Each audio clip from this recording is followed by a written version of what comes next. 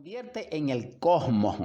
Es decir, un hombre cosmos es un hombre que ordenó su caos, que lo transformó y lo transmutó y lo convirtió e integró a la perfección. Entonces, una cosa es un humano y una cosa es un humano perfecto. Una cosa es un Cristo y una cosa es un Cristo que llegó a la infinitud a toda perfección. ¿Por qué? Porque existen niveles y niveles y eso lo dijo Pablo. Eso no lo estoy diciendo yo. Pablo dijo que cada lumbrera tenía su gloria, que cada individuo tenía su gloria. Entonces eso es lo que significa. Quiero ser a mis hermanos de la audiencia, porque el misterio del Cristo, es la salvación. Pero él porta la salvación y es el Salvador por mandato del Padre. Cuando Él dice, yo he traído la enseñanza del reino por voluntad de mi Padre. Y traigo la verdad que mi Padre me ha develado. Entonces está claro que Él es el Salvador por mandato del Padre, que es el que contiene la salvación del Salvador como espíritu. Entonces, siendo así, el que conoce al Hijo conoce al Padre. Pero como existe el Espíritu Santo como el tercer logo, como parte de esta divina Trinidad, dijéramos así, que no me gusta esa expresión, sino esta Trimurtis maravillosa, el Espíritu Santo contiene el fuego. Entonces, solamente podemos ser salvados por el fuego, porque Dios es un fuego devorador. Esto lo decimos por enésima vez, con el propósito de orientación colectiva y de claridad del asunto, del misterio. Porque estamos develando una clavícula, una clave. Quien sea capaz de trabajar con el fuego, trabaja con Dios prácticamente. Pero para hacerlo, humanamente necesita el amor, porque el amor tiene, dijéramos, inherencia al fuego. ¿Por qué? Porque intercede el tercer logo o el Espíritu Santo hasta es la Madre Divina, que es el fuego. ¿Por qué? Porque el fuego existe en la naturaleza. El fuego está contenido en toda la naturaleza. Porque ya dijimos en la edición anterior de Superando Nuestros Límites que según la epístola de Pablo a los Romanos, Dios está develado en la naturaleza y por eso no se justifica ninguna incredulidad o ningún escepticismo o ninguna negación de Dios, que es el ateísmo. No, ¿por qué? Porque Dios está manifiesto en su obra, en su creación. ¿Quién ve a Dios? Aquel quien comprende los misterios divinos develados en la naturaleza. Entonces, en la naturaleza está manifiesto que Dios es el fuego. Y lo confirma el Cristo en el monte del Calvario o allá en su proceso crístico de crucifixión, en Getsemaní, cuando sobre su sacrificio, sobre su cabeza diamantina, perfecta, ensangrentada por la guirnalda de espina, dice INRI, allí se describe el poder del fuego, ignis natura renovatur integran. El fuego renueva incesantemente la naturaleza. Entonces, quien trabaja con el fuego a través de los misterios del amor, que son la síntesis de las enseñanzas cristianas, porque están sintetizadas según el Salvador, en las palabras de él mismo, de que el reino de los cielos es una boda. En una boda resplandece el amor, es el agape místico del amor para conseguir el Edén. La salvación es restaurar el Edén dentro de nosotros mismos, es decir, que nos convirtamos en amor, en esa sustancia que es crística.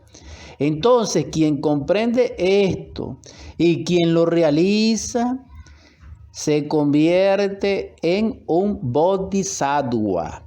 Como el bodhisattva es lo primero, él necesita morir, porque el bodhisattva se hace con el fuego, cumpliéndose el mandato crístico y cristiano y evangélico y gnóstico y etcétera, de todas las culturas, dice, niégate a ti mismo, toma tu cruz y sígueme.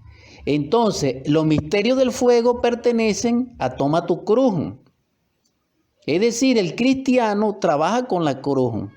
Quien no trabaja con la cruz, por muchos juramentos que haya hecho, así cargue la Biblia debajo del brazo, así de conferencias, así sea un líder espiritual, así sea una maravilla, y le felicitamos, no es cristiano. Cristiano es aquel que conoce los misterios del fuego, trabaja con los misterios del fuego en la cruz y conoce las enseñanzas crísticas. Porque Pablo dice que no las conocemos y que por eso justificamos a los gentiles y a los profanos. Entonces, nos convierte en bodhisattva realmente es el fuego. Pero para que el fuego nazca en nosotros, es decir, despierte y se desarrolle, que es la Madre Divina o el Kundalini, necesita los méritos del corazón, necesita el amor y la caridad. Y para tener amor y caridad se necesita destruir el ego, porque el ego no es caritativo ni es amoroso. El ego es lo contrario.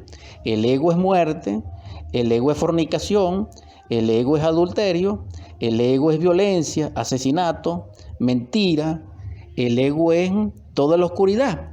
Y Dios Madre no se expresa, dijéramos, ni se desarrolla divinamente en un individuo con esas características. Entonces, todo aquel, dijéramos, que no elimina su agregado psicológico, su ego, su anticristo interno, su inicuo interno, su acat interno, su legión interna, y todos estos personajes bíblicos que de alguna manera metafóricamente se relacionan con el ego y no destruye su Babilonia interior, no puede edificar la iglesia crística, no puede edificar su traje de bodas del alma, no puede edificar la Jerusalén celestial dentro de sí misma, entonces no nace. Y como no nace, no cumple con el mandato cósmico para ser salvado. Entonces en este caso no logra ser un bodhisattva, es un fracaso, porque el bodhisattva se logra armoniosamente, trabajando con el fuego en el amor, transmutando sus energías crísticas creadoras a través del arte hermético, de su voluntad y de su aliento, por mandato de su padre, pero también necesita destruir al ego. Por eso el fuego se necesita para destruir al ego. Cuando el ego se va destruyendo, va despertando la conciencia. Es decir, las energías crísticas se van purificando, perfeccionando, y el ser empieza a aparecer. Empieza a cristalizarse dentro de nosotros, creando el alma. Y entonces esta alma ya nos humaniza a través del amor. Entonces, en esta humanización, que es totalmente un tema antropológico, que es la vertiente antropológica y salvadora del espíritu en nosotros, y que se conoce en sí como soteriología o ciencia liberadora, es maravillosa. ¿Por qué?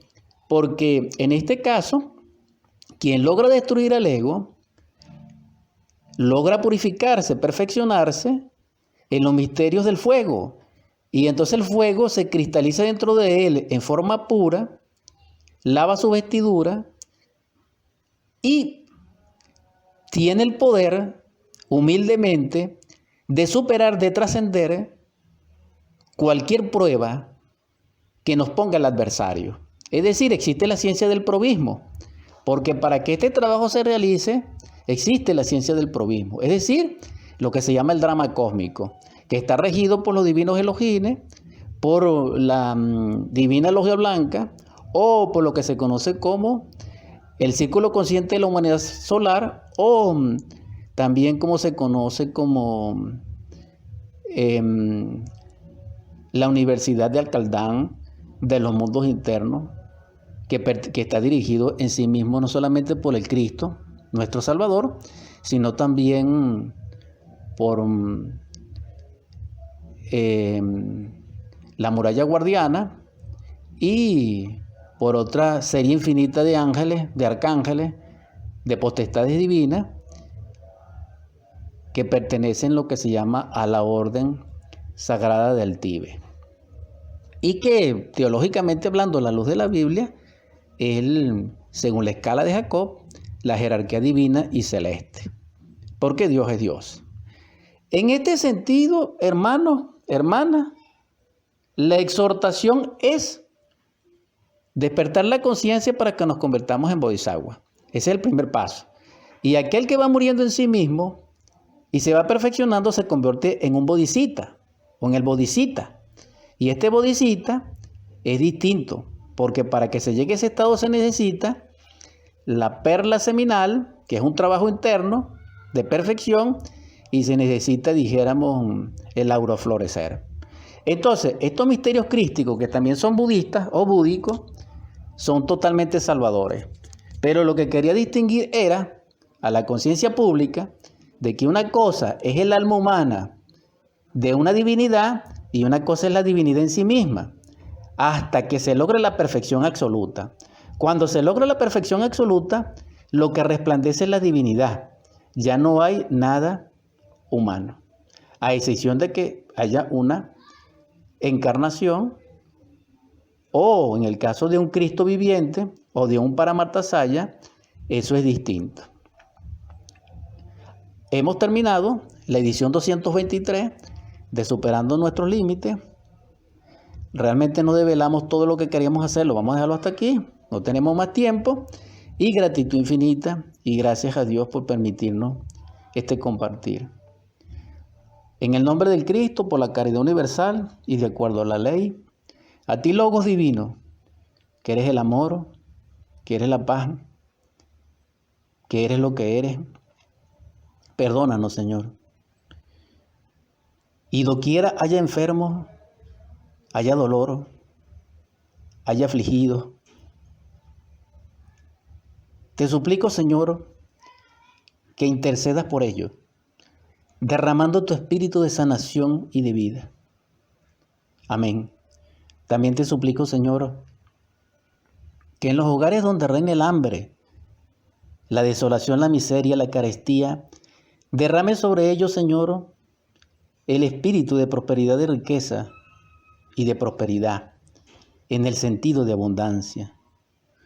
También te imploro, Señor, que en los hogares donde reina el divorcio, el grito, el miedo, el llanto, la violencia, la desesperanza, derrame sobre ellos, Señor, el espíritu inefable de la paz, de la concordia, de la consolación, de la sagrada familia, del abrazo mutuo, del beso santo que es el ósculo, para que sea, Señor, un reino del paraíso en nuestra tierra. También te suplico, Señor, que despiertes en nosotros el amor que hay en ti, para que aprendamos a amar, para que así podamos jugar con nuestros niños, proporcionarles belleza, fortalecer a nuestros jóvenes, orientarles, para también con ese amor amar a nuestros ancianos, acompañarles, darles vida, sanarles, acompañarles hasta sus últimos días. Pero también te suplico, Señor, que con ese amor consuélanos, Señor, nuestro corazón, que está afligido, Señor, porque nuestros seres amados se han ido. Y nuestra Venezuela los llora. Y donde quiera que haya, Señor, este escenario doloroso, derrama tu espíritu de consolación. Y para ello, Señor, protégelo. Y en tu gracia, prospéralo. Y que si pueden regresar, amén, Señor, bajo tu gracia. También te pido que realices el milagro de hacernos humanos. Y por último, Señor, en el nombre de la caridad universal y por ello, por la humanidad doliente, derrame el espíritu de sabiduría y de amor en los corazones de nuestros príncipes. Amén, amén, amén.